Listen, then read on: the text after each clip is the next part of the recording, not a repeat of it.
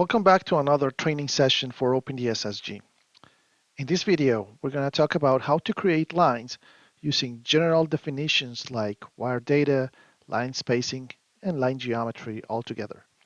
We're going to start by creating a couple of buses just to connect the line between the terminals. So the first one is going to be the source bus. I'm going to show it and then show the bus, then show the name of the bus. And we're going to create a second bus called B. These are going to be used just for connecting the line terminals. So the next step will be then to create the substation. The substation will be connected to the bus, source bus, and the idea is just to energize the system. So we're going to go to the PC elements and create the substation. We're going to give it a name, my source, and first we're going to define the number of phases. After that, the uh, voltage rating, 13.8, looks like a good number. Then we're going to define the bus where it is connected. So source bus, we're going to connect all the terminals, and that's it. And finally, we're going to define the source impedance using the symmetrical components input. For that, I'm just going to define a very small impedance, zero sequence and positive sequence impedances, something like 1 exponent minus 6. And with that, I'll just apply. And done. So now the V source, the substation is connected. The next step will be to define the wire data. For the wire data, we're going to go to the general section where we have the general elements in OpenDSS-G and select wire data.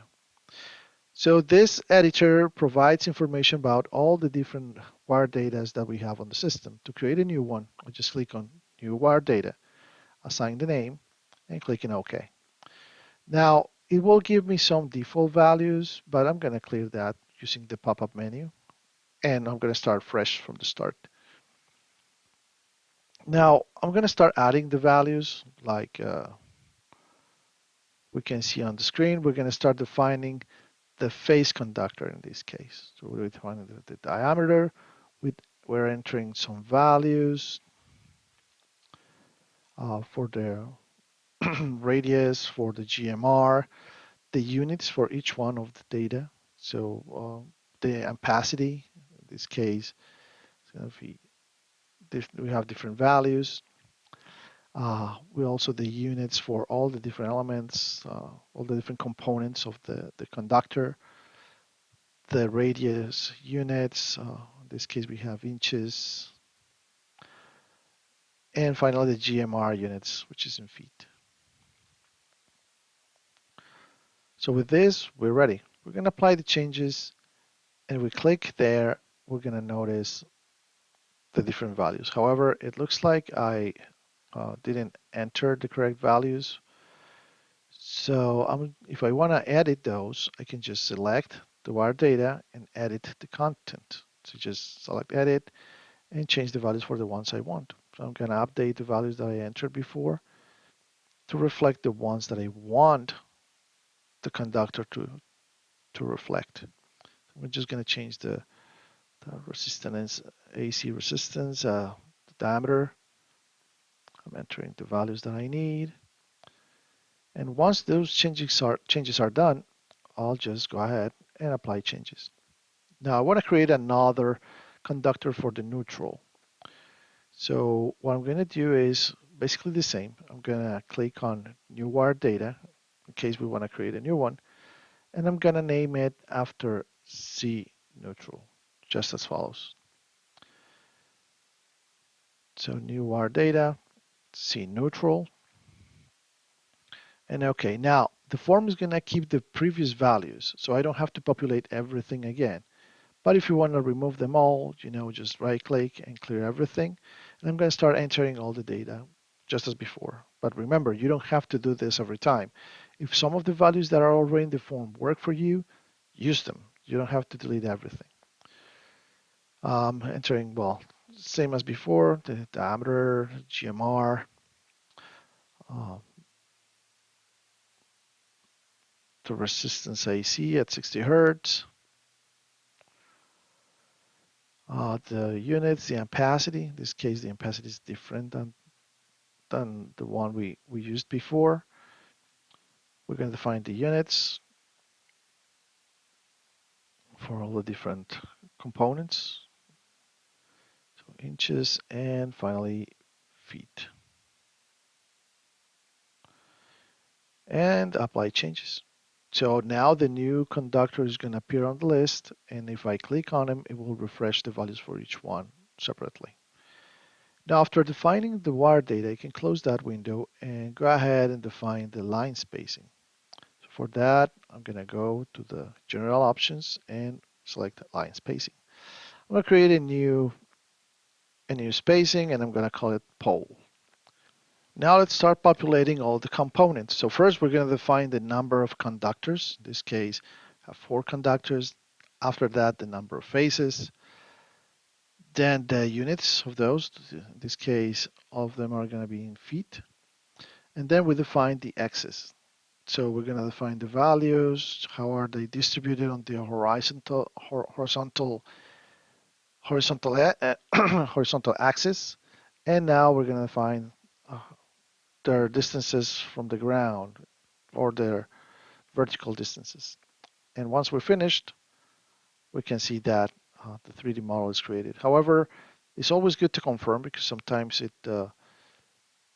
doesn't apply all the different values at once. So I'm just going to refresh, apply changes, and boom, confirming everything is fine now. So in the line spacing, everything seems to be fine now. And we can see the 3D model showing us how our line is distributed.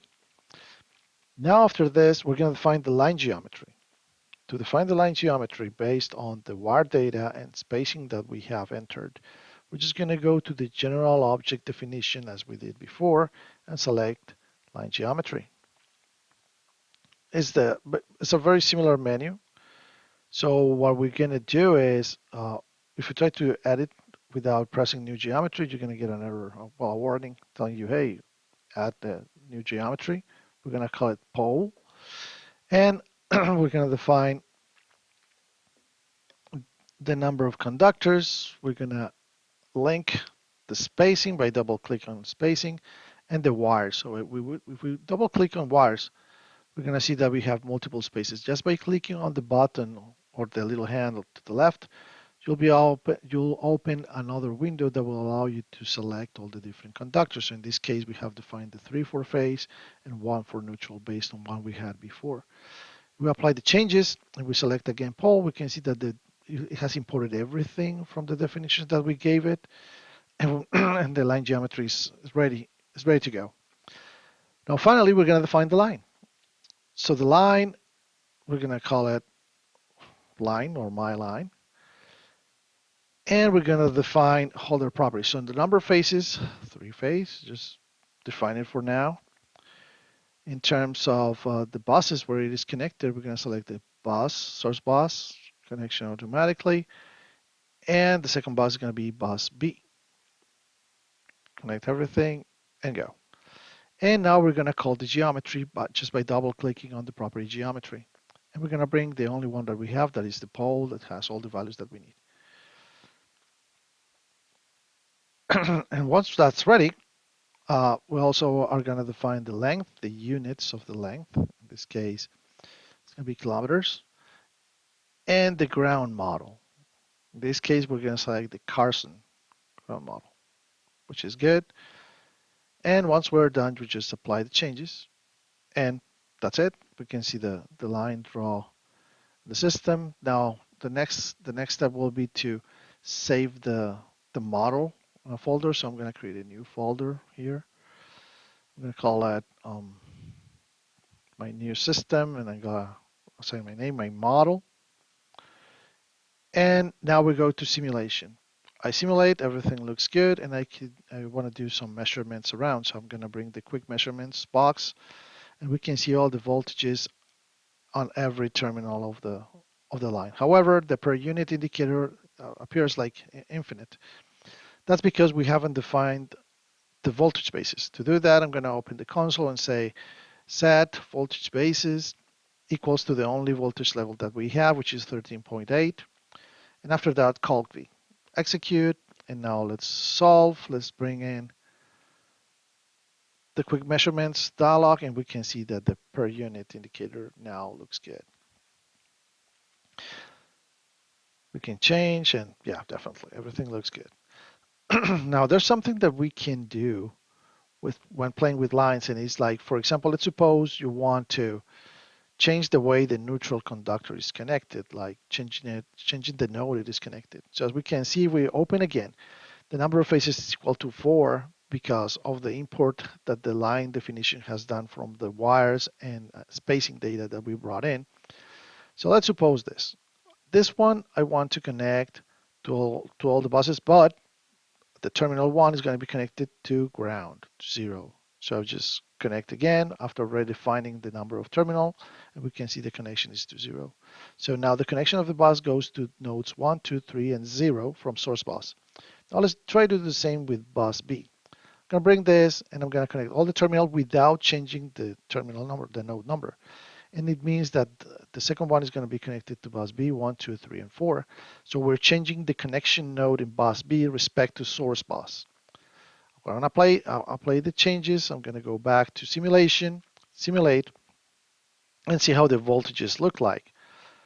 So in this case, they look pretty good. Nothing changed really, but the way things are connected and how are we transporting the the ground terminal to bus B is what matters. So in this case, as you can see, we have the Y bus matrix, and of course the entire connection is gonna um, display the line, and we can verify the way the admittance matrix has been inserted into the system. So in this case, we have, instead of having 6 per 6, we have 7 per 7, reflecting the inclusion of the fourth terminal in terminal B.